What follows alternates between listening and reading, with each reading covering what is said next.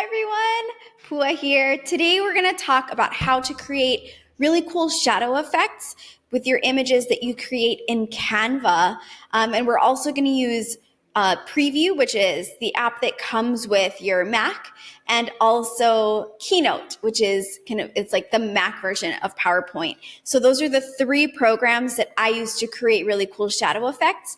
And specifically, I'm going to show you how to do those on transparent images because this is something that Canva doesn't do really well. So let's go.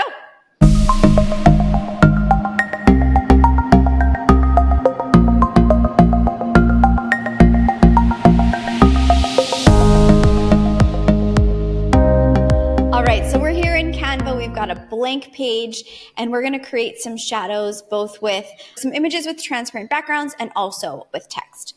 So it's like the hardest thing in the world to choose fonts. That is some crazy spacing. Okay, well, we're just going to go with it. So we're going to use that, and then we will often do like in a testimonial section. Super fun. Okay, so we're going to do these shadows on these two elements right here. Again, this is often used kind of for testimonial sections on websites or features or blogs or bios. And we're also going to do this on text. So we want to download this from Canva as a transparent image. Okay, so download. And while that's downloading, you'll want to go to Keynote. And this is where you're going to actually add those graphics. So you can drag those in. So you can add a drop shadow. And I like to play with the offset of the shadow, give it a little bit more blur.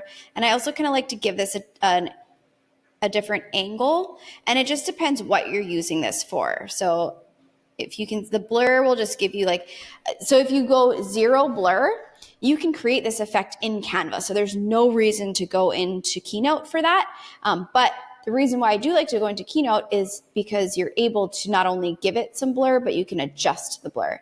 Offset basically just shows you how far away from the element the shadow goes. And then the opacity is basically like how much intensity you want the color of the shadow. So if you want it to be like real intense, go to a higher opacity. If you want it to be really subtle, make it lower. Okay, so that's it. So from here, you're going to copy this. So either Control C or you can go ahead and copy. Then you're going to open Preview. It's going to prompt you to open a recent file, click cancel, and then you want to select new from clipboard or Control N. That will give you these transparent elements, okay? So if you save that, let's save that to our downloads. You can then drag it back into Canva. So create a new page, grab that, drag it back in.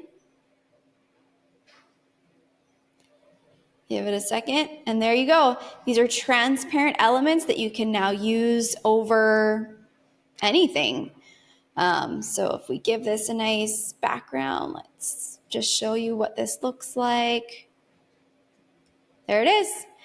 And I'll give you that same background here just so you can compare. These are very flat. There's no dynamic 3D elements to them at all, and these just add a little bit of pop. Also, if we take the background away,